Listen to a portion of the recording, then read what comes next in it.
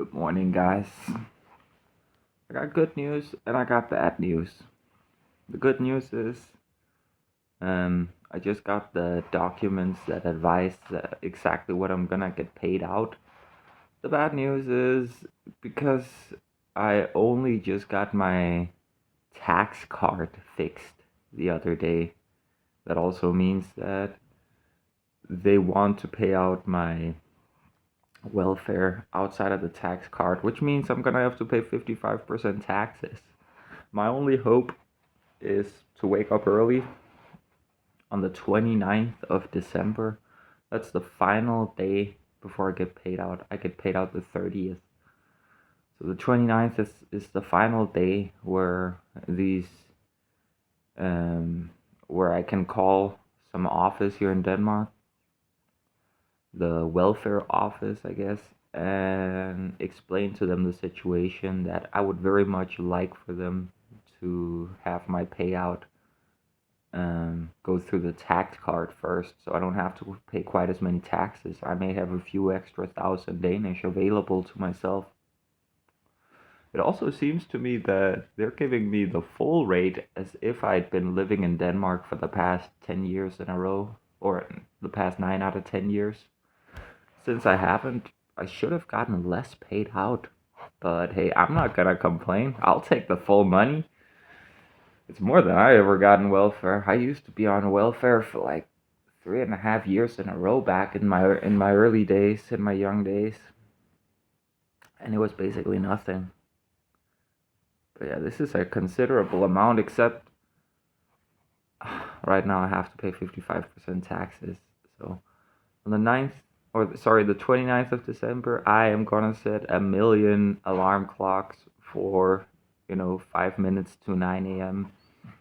And then I'm just gonna call the moment they open up, so I can be sure to get in line, because their phones are only gonna be open for 2 hours. They're technically closed here in the Christmas and New Year holidays, but they open for a few days. Like today, they were open, but I had just assumed that they would be closed, so I didn't even attempt to. And also, I hadn't gotten the mail. I didn't know that they were gonna subtract that much tax.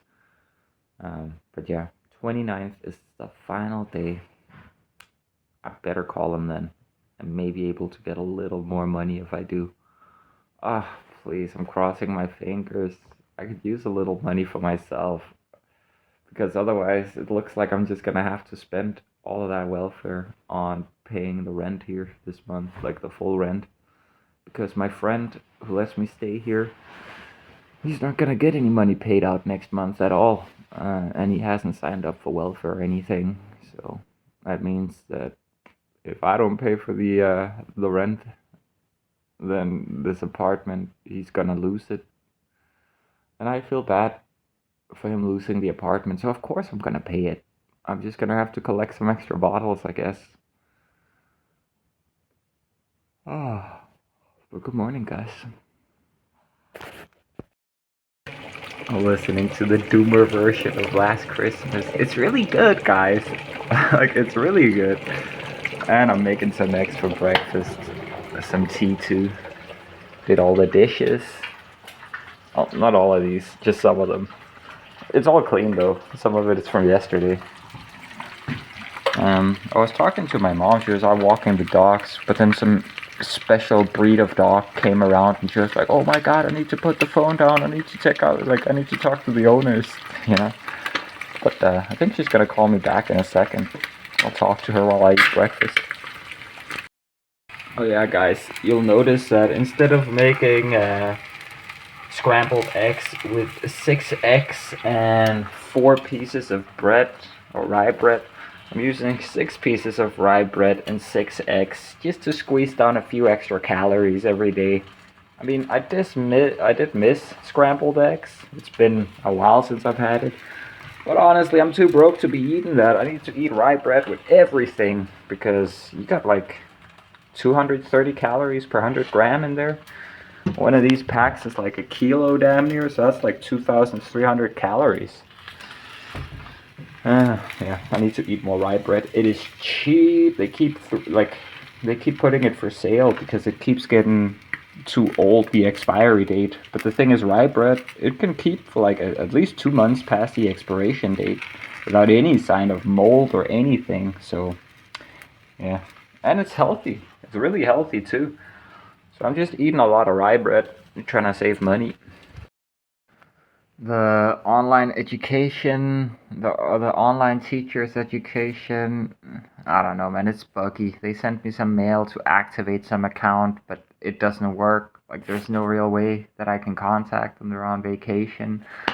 So instead, I applied for 3 other educations that I don't really care much for, but at least you can do them online, right?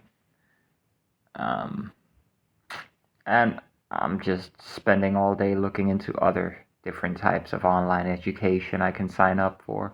I just want to sign up for all of the ones that start before the middle of this month, because if I apply for an education that starts after the 15th of January, then I essentially won't get any money paid out until the 1st of February. So it's quite essential for me, in order to get some more money, to be able to help my friend out. He's going to be in a rough situation. It's important I start an education before the 15th of January. Yeah. So yeah, I'm just looking for more things I can apply for. So I'm sure I'm going to get into something online. I don't want to have to show up. I want to... Oh my God, I cannot go back to school. I cannot be some 30-something-year-old sitting next to all these 20-somethings. I don't want to be the odd one out, I may feel youthful, but these 20-year-olds, man, they can single me out in a heartbeat. And honestly, I used to, even just a few years ago, I used to identify a whole lot more with young people, considering I found myself to be one of them.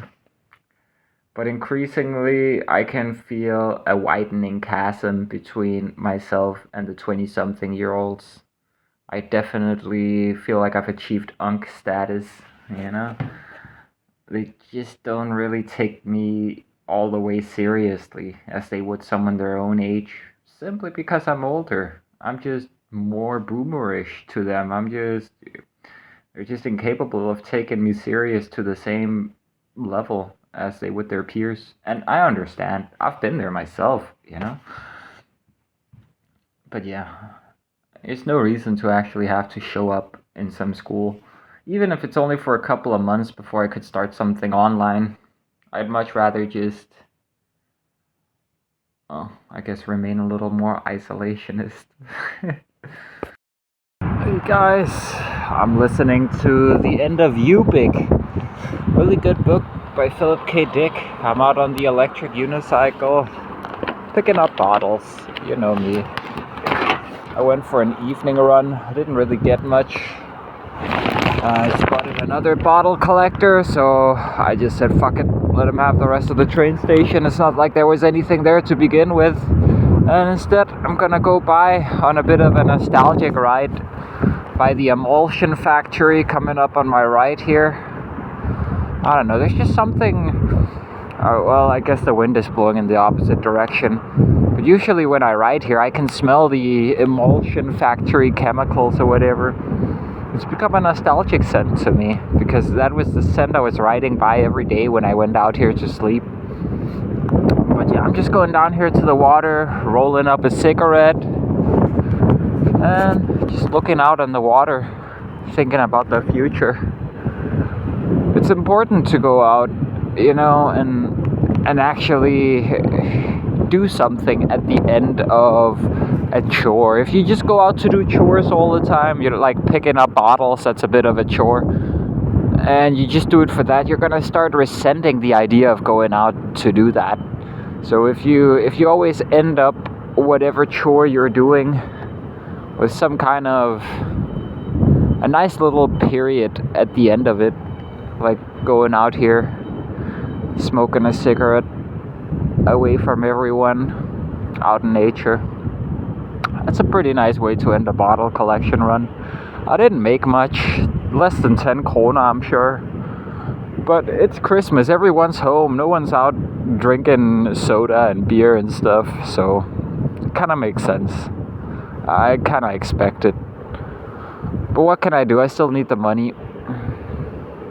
I'm also gonna be completely broke next month because I'm gonna have to pay the full rent. My friend, he doesn't get paid out any more money. So yeah, I'm gonna have to pay out the full rent. Oh, there's a bird there. What is that, a stork? You guys can't really see it. But yeah, so even if he wanted to, he couldn't even pay part of the rent next month. So I'm kind of saving him in the sense that he's not gonna lose the apartment. But at the same time, it's mostly just saving myself because I'm the only one who really uses it, right? Guess I'm gonna sit down here on this rock, right by the water, down here, roll up a cigarette, smoke it, go home. It's nice with some overhead light for rolling. Alright, let's park up.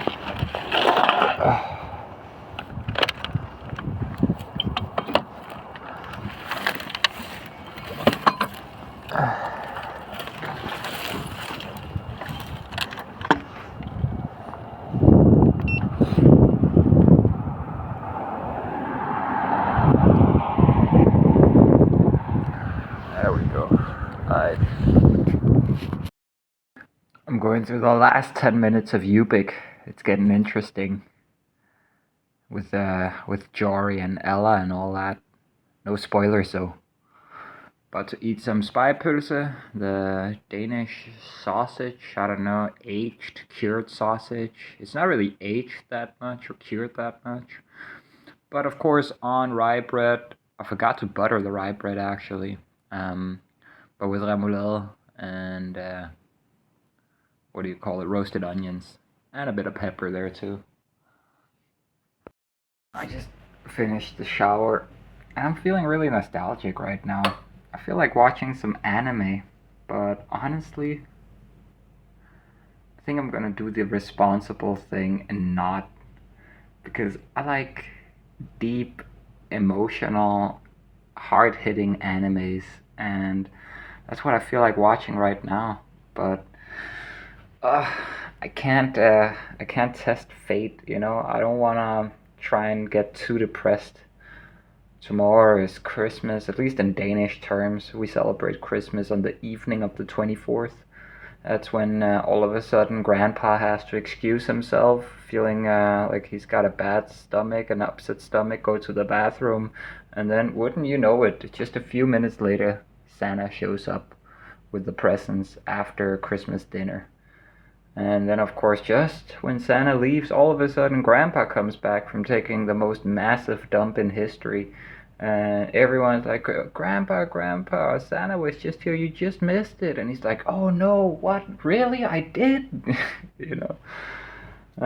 Well, at least that's a childhood memory I'm thankful of having. That's one of the better memories, as well as the Christmas we celebrated with Mike. I think that was probably the last time we celebrated Christmas, all of us together. And I have two pictures. Oh my god, I had I think an Nokia N73 it was. I had it for damn near 10 years in a row. I got my first smartphone when I was 20. It must have been 2014, 2015-ish. Yeah, that's when I got my first smartphone. I was trying to hold out for as long as possible. But eventually, I had to accept that we were living in the 21st century. I was trying to hold on to my analog childhood, I guess. Um, yeah, I'm feeling in a bit of an emotional mood right now, a bit of a nostalgic mood, wanting to feel something, but I know what I want to feel can't really be had, you know? It's in the past. Um, it's something that pertains to how children inherently enjoy and experience Christmas relative to adults. I mean, you can still do nice things and decorate and get in a Christmas mood, but you can never be excited, vibrating with every single atom of your body in excitement, not only for gifts, but just in general because of the time of year, the vibes. It's an indescribable, very intense and constant feeling throughout December as a child. At least it was for me. Yeah, sadly you can't re-experience that shit. And I'm over here feeling like just wanting to experience some kind of emotion, watching some kind of a beautiful emotional anime like Clanat or Kimi no Nawa. Uh, what is that? Your Name in English, I think. So it's a good movie. You can watch the movie. It's not that long. I think it's a movie. Maybe it's a season. I don't remember. But in any case, Clanat. That's a bit of a longer one. 2 seasons. I haven't watched that shit since I don't know 2011. Yeah. So I tried rewatching it once, but it's too painful, man. It's like the most beautiful masterpiece in anime history. If you're into that stuff, honestly, I personally don't watch it much anymore. I just can't really enjoy it in the same way I don't really enjoy video gaming anymore either. There's a lot of things that seem to be going away. I mean, even riding the wheel, that's something that's been with me for like a decade or so. Riding electric unicycles, and even that I seem to not be able to truly enjoy. It, well, definitely not in the same way I used to. Maybe if I got a faster wheel with all the bells and whistles, maybe that'll change, at least for a while. I don't know. I guess I just wanted to rant a bit about some of these feelings I think are quite common around Christmas, especially if you're alone and you're like a philosophically inclined person, an introspective person. You end up thinking of what used to be and wanting to kind of go back, what do you call it, like revert into that stage, like a kind of digression, age digression or whatever you want to call it. But yeah, you cannot go back, and trying to chase the dragon is not gonna do you any favors. You're just gonna end up sitting there watching some kind of like going through old photos or old videos. If you have the privilege of retaining such stuff, I've lost a lot of it. In a way, I'm sad about that because I don't get to see those memories again. I only have to recollect them with the plastic human mind, the fallible human mind. Um,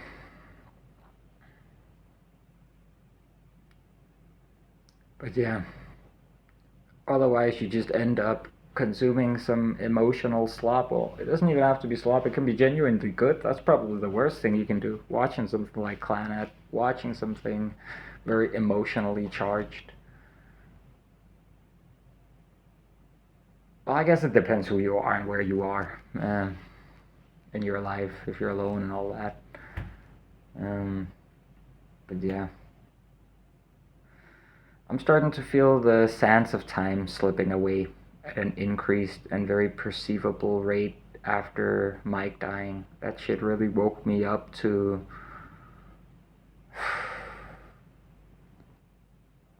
the brevity of life and the fragility of it as well. Like, I always used to feel quite immortal, pretty much untouchable. Like, well, I had things to do. It's not my time to die. I'm sure he did too. Uh, but yeah, for me, it doesn't really show itself so much in how I live. It's not like I do some kind of crazy new thing as a result of fearing death or whatever you want to call it. It's more so in thought.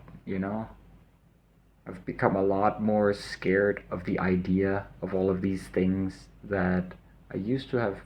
I used to be pretty, um, like, I was pretty resolute about them. I had come to some kind of, I had resolved it internally how I felt about the potential death of anyone in my life and my family.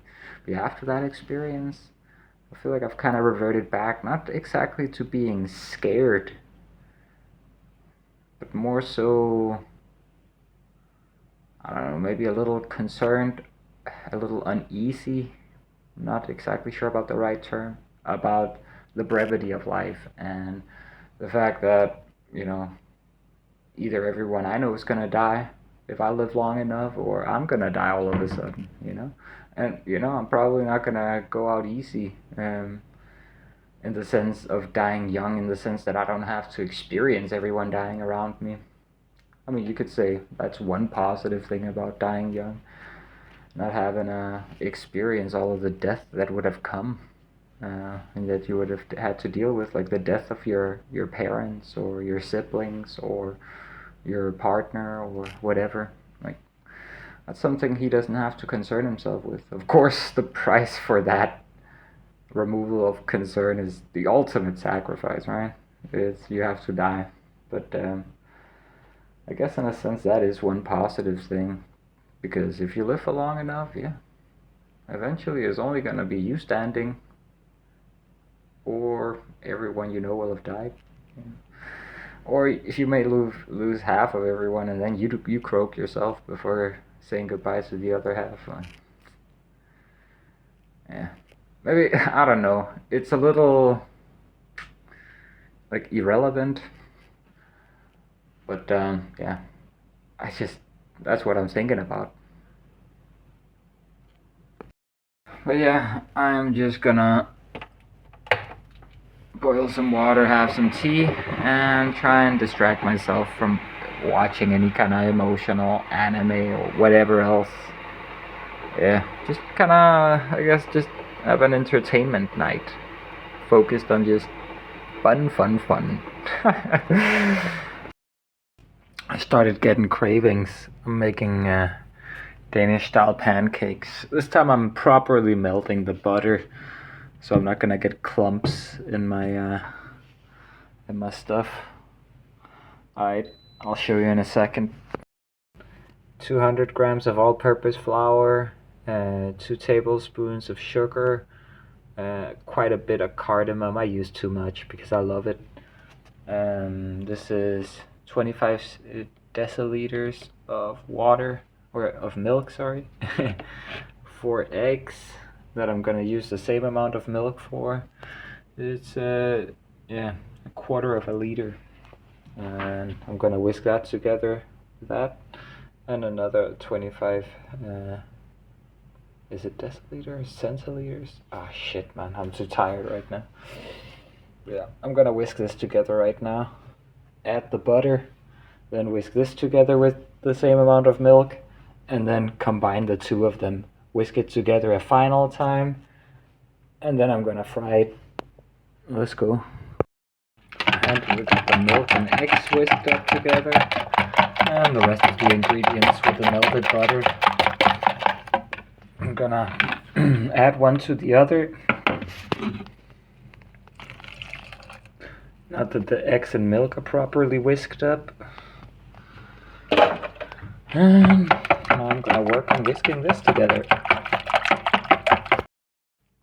First pancake, let's go.